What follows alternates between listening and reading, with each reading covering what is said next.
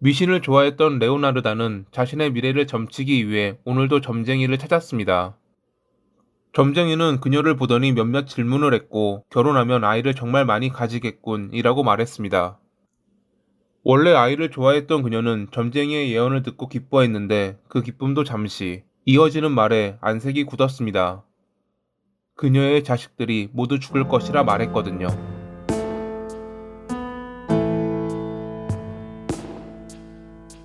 1893년 이탈리아 나폴리 인근의 몬텔라 마을에서 태어난 레오나르다는 불우한 어린 시절을 보냈습니다. 그녀의 어머니는 마을 남자에게 성폭행당했는데 이 때문에 임신하자 결혼을 강요당해 그녀를 낳았던 것이거든요. 어머니는 아버지를 증오했고 그 증오는 딸에게까지 향했습니다. 밥도 제대로 먹지 못해 영양실조까지 겪었던 레오나르다는 학교에서도 친구 없이 홀로 지냈지만 그나마 집보다 학교를 좋아했습니다. 집에 가면 어머니의 욕설과 폭력을 받아야 했으니깐요. 어느 날 힘들었던 그녀는 스스로 목숨을 끊으려 시도했지만 실패했고, 그걸 보았던 어머니는 다음과 같이 말했습니다. 성공하지 못할 거면 시도도 하지 마. 그녀는 자기의 미래가 어찌 될지 궁금해 종종 점쟁이를 찾았는데, 그러다 보니 성인이 되었을 땐 미신과 점성술 같은 것에 빠져 있었습니다. 한 번은 제가 결혼할 수 있을까요? 라는 그녀의 질문에 점쟁이는 결혼하고 많은 아이를 가지겠지만 모두 죽을 것이다 라고 예언했죠. 이 예언은 항상 그녀를 불안하게 만들었습니다. 1917년에 그녀는 부유한 사촌과 결혼하라는 어머니의 뜻을 거르고 등기소에서 일하는 라파엘리라는 남성과 결혼했습니다. 결혼 직후 낳았던 아이가 스페인 독감으로 사망했을 때 그녀는 결혼을 반대했던 어머니가 저주를 건 것이라고 생각했습니다. 아니, 확신했습니다. 그리고 점쟁이의 예언을 떠올렸죠. 이대로 있다가는 안 되겠다고 생각한 그녀는 남편의 고향으로 이사했습니다. 멀리 떨어지면 저주의 효력이 떨어질 것이라 생각한 것입니다. 자세한 내용은 기록되지 않았지만 1927년에 그녀는 사기 혐의로 체포됐습니다.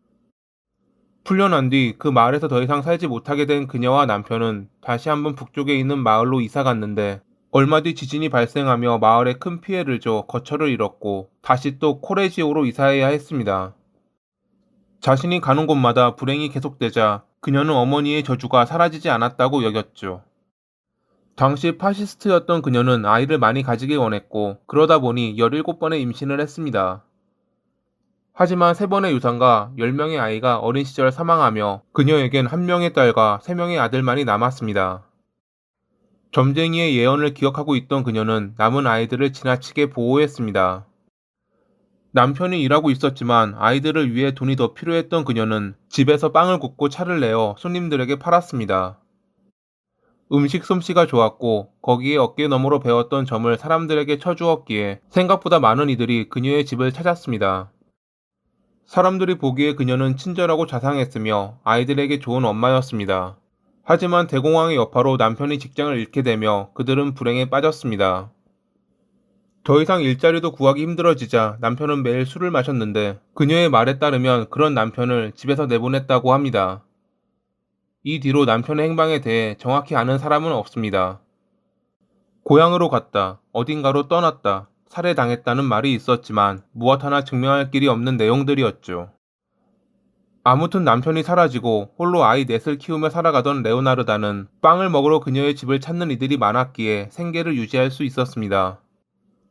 더 이상 어머니의 저주가 자기에게 미치지 않는다고 생각한 그녀는 행복한 나날을 보냈습니다. 1939년에 제2차 세계대전이 일어나기 전까지는 말이죠. 이탈리아 정부는 젊은 남성들에게 전쟁을 대비해 군에 입대할 것을 요구했고 성인이었던 그녀의 두 아들은 그렇게 전쟁터로 향했습니다. 레오나르다는 예언대로 모든 자식을 잃을까 불안에 떨었습니다. 그러던 어느 날 그런 그녀의 꿈에 성모 마리아가 나타납니다.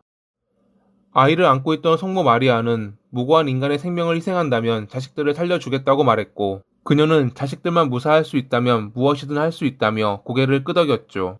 불안감 때문에 꾸었던 꿈이었지만 그녀는 이를 철석같이 믿었습니다. 무고한 인간을 찾기란 어렵지 않았습니다. 그녀의 집을 찾았던 손님 중 연고가 없는 이들을 노리면 됐으니깐요. 첫 피해자는 단골 중 한 명인 미혼모 파우스티나였습니다. 항상 외로워했던 그녀에게 레오나르다는 다른 지역에 사는 괜찮은 남성을 소개해 주겠다며 꼬드겼고, 자신이 직접 쓴 가짜 편지를 이용해 장거리 연애를 하는 것처럼 꾸몄습니다. 어느 정도 넘어오자 새로운 출발을 위해 남성이 사는 곳으로 가라고 꼬신 그녀는 재산을 정리하고 떠나기 전 찾아온 파우스티나에게 차 한 잔을 건넸습니다. 그리고 신세진 이웃들에게 편지를 남겨주면 자기가 전달하겠다고 말했죠. 마을 여성들이 질투할 수 있다며 입단속을 했기에 아무도 파우스티나가 떠난다는 것을 알지 못했거든요. 편지를 쓴 뒤 약이 들어간 차인지도 모르고 그걸 마신 파우스티나는 그대로 기절했고 결국 레오나르다에게 살해됐습니다. 레오나르다는 그녀를 9조각으로 나눈 뒤 냄비에 넣어 비누를 만들었고, 피 같은 경우는 밀가루 반죽에 섞어 케이크를 만들어 손님들에게 대접했다고 합니다. 심지어 그녀는 아무것도 모르는 자식들에게도 그것을 먹였습니다. 그래야만 저주에서 벗어날 수 있다고 생각한 것입니다. 전쟁터로 향한 2명의 자식과 집에 남은 2명의 자식, 총 4명을 위해 그녀는 무고한 인간 역시 4명이 필요하다고 생각했고, 곧바로 파우스티나와 같이 연고가 적은 2명을 비슷한 방식으로 깨어 살해했습니다.